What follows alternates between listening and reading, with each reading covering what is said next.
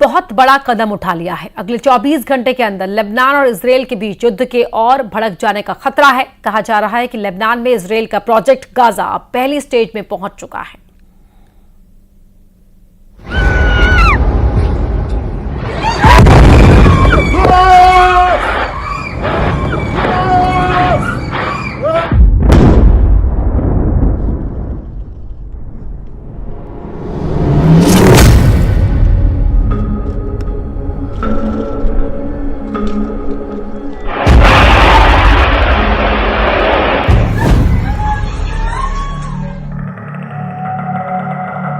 Lebanon में एक दिन में 500 मौत हो चुकी है।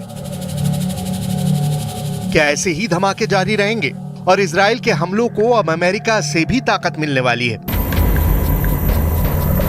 अमेरिका के 2 एयरक्राफ्ट कैरियर लेबनान के करीब मंडराने को तैयार हैं। परमाणु ताकत से लैस ये कैरियर अपने दम पर एक साथ कई फ्रंट पर लड़ने के लिए भूमध्य सागर भेजे गए हैं। इसलिए लेबनान को डर सता रहा है।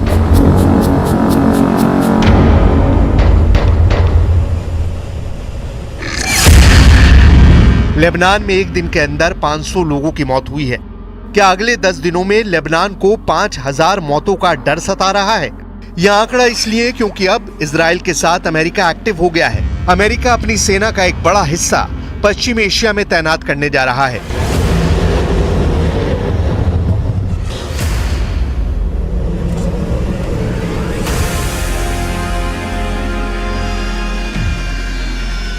अमेरिका के सबसे बड़े बैटल ग्रुप में से एक यूएसएस ट्रूमैन कैरियर और उसके साथ कई बड़े जहाज भूमध्य सागर की तरफ रवाना कर दिए गए हैं।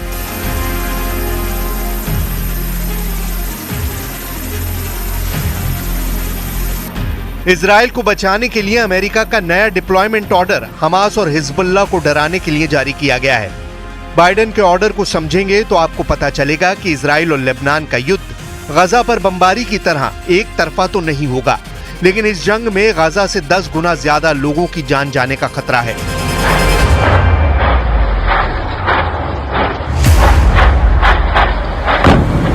إن دولة الرئيس نجيب ميقاتي يعمل مع الفريق الحكومي على رفع الجهوزية لمواجهة تداعيات العدوان على كافة المستويات الإنسانية والدبلوماسية والصحية والمعيشية والأمنية، ومتابعة عمليات النزوح واستهداف الأحياء السكنية بعد المجزرة التي طالت ما يزيد على 3000 من المواطنين اللبنانيين في بيروت والجنوب والبقاع।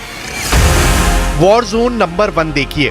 अमेरिका का कैरियर यूएसएस ट्रूमैन भूमध्य सागर में तैनात रहेगा और वहीं से अमेरिका ऑपरेशन के लिए तैनात रहेगा। उसकी रेंज में लेबनान भी होगा, सीरिया भी होगा, तुर्की भी होगा और मिस्र के आसपास का इलाका भी होगा।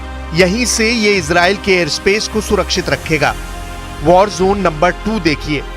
अगर युद्ध तेज हुआ तो इसमें ईरान दाखिल होगा, तो ईरान के करीब ओमान की खाड़ी में मौजूद यूएसएस अब्राहम लिंकन भी इजराइल को बचाने के लिए एक्टिव हो जाएगा। यानी अमेरिका ने इजराइल की मदद करने के लिए 2 बड़े वॉर जोन एक्टिव करने का फैसला किया है।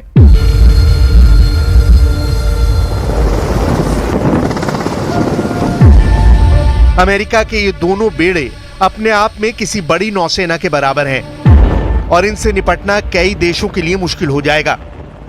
यही मैसेज देने के लिए अमेरिका ने अपनी सबसे बड़ी फायर पावर इजराइल के करीब तैनात करने का फैसला किया।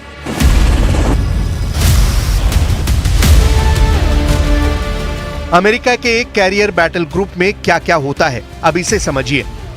इसमें एक बड़ा सुपर कैरियर होता है जो 1 लाख टन का डिस्प्लेसमेंट पैदा करता है।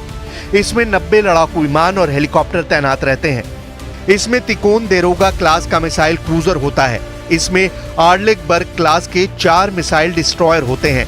ऐसे बेड़े के साथ रसद के लिए सप्लाई शिप भी रहते हैं। साथ में पानी के अंदर दुश्मन को रोकने के लिए एक परमाणु पनडुब्बी भी रहती है। कोई दुश्मन नहीं चाहेगा कि उसके सामने ऐसी चुनौती खड़ी हो जाए। यही भरोसा अमेरिका अब इजराइल को दिलाना चाहता है कि हमास के साथ हिजबुल्लाह, हूती और ईरान को रोकने के लिए उसने समंदर में पूरी ताकत झोंकने का फैसला किया है। यहां से वो सीरिया और इराक में भी ऑपरेशन चला सकता है। इस वक्त तो उसका फोकस लेबनान है, जहां लेबनान और इजराइल के बीच अघोषित युद्ध शुरू हो चुका है। अमेरिका ने इससे पहले इजराइल के आसपास यूरोप और बाकी अड्डों पर फाइटर जेट की तैनाती बढ़ाने का फैसला किया है। इजराइल पर कोई हवाई हमला न कर पाए, इसके लिए अमेरिका ने पूरा जोर लगा दिया है। इजराइल के हवाई अड्डे भी लगातार एक्टिव हैं और अब अमेरिकी नेवी के साथ फाइटर जेट्स का पहुंचना इजराइल को नई ताकत देगा।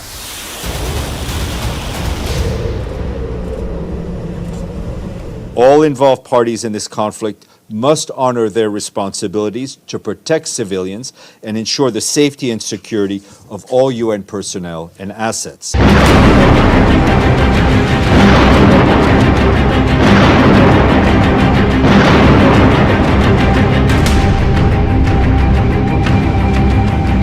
इजराइल का दावा है कि उसने 1300 टारगेट पर हमला किया है, यानी इजराइल की एयरफोर्स अपनी पूरी ताकत का इस्तेमाल कर रही है।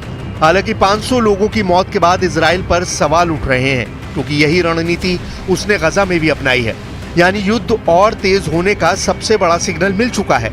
अमेरिका का दावा है कि पश्चिम एशिया में ज्यादा फोर्स की तैनाती इसलिए की जा रही है ताकि युद्ध के हालात में वहां मौजूद अमेरिकी नागरिकों को सुरक्षित निकाला जा सके।